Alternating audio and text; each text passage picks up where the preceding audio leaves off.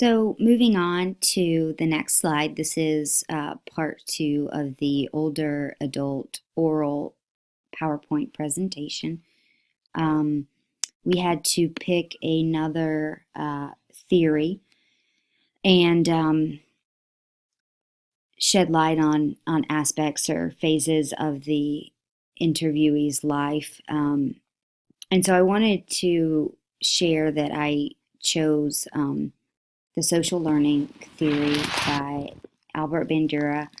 And there's three important components to the social learning theory. One is that people can learn through observation. Number two is that mental states are important to learning. And number three is that learning does not necessarily lead to a change in behavior.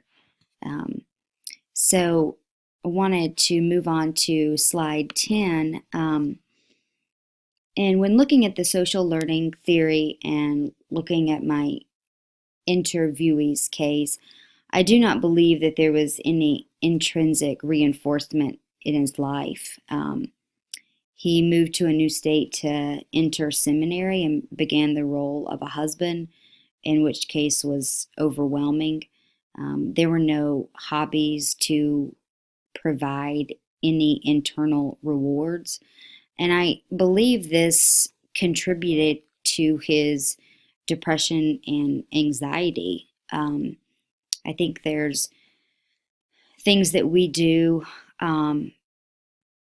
as hobbies or things that boost our self-esteem, and I think that there was a lot going on into play that he was questioning.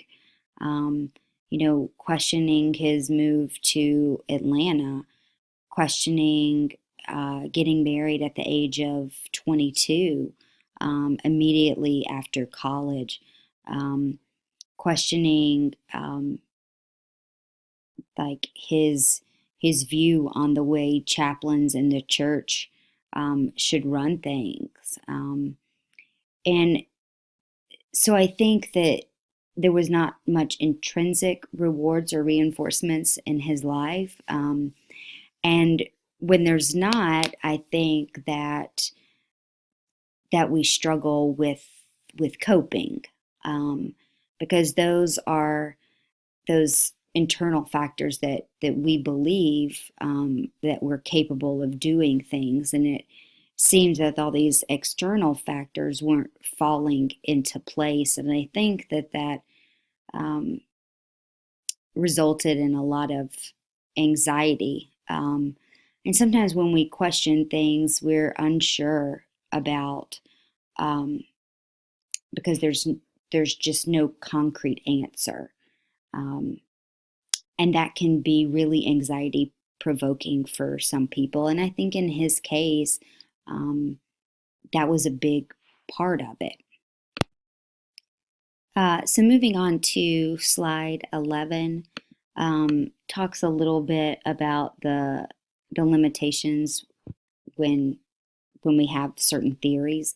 And one of the theory limitations of social learning theory is that it ignores the biological and hormonal responses that can occur for an individual. And I do believe this could have been a factor in my interviewee's life, because he could have been experiencing significant changes in his body and trying to manage life at the same time.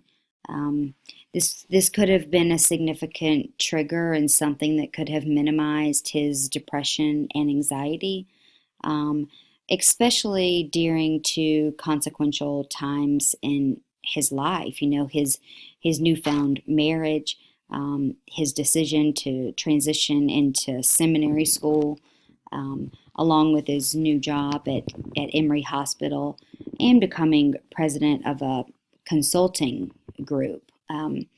And so maybe if we could have looked at it more, what was going on in the biology and the biological system and the hormonal responses, maybe some of that could have helped his transition through this period. So I do think that there are some limitations there when viewing the social learning theory.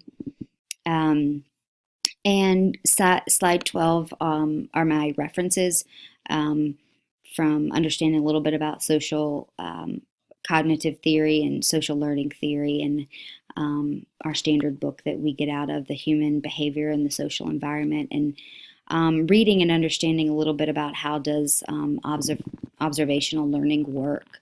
And so those are my references. I very much appreciate you listening, and I hope you enjoyed it. Take care.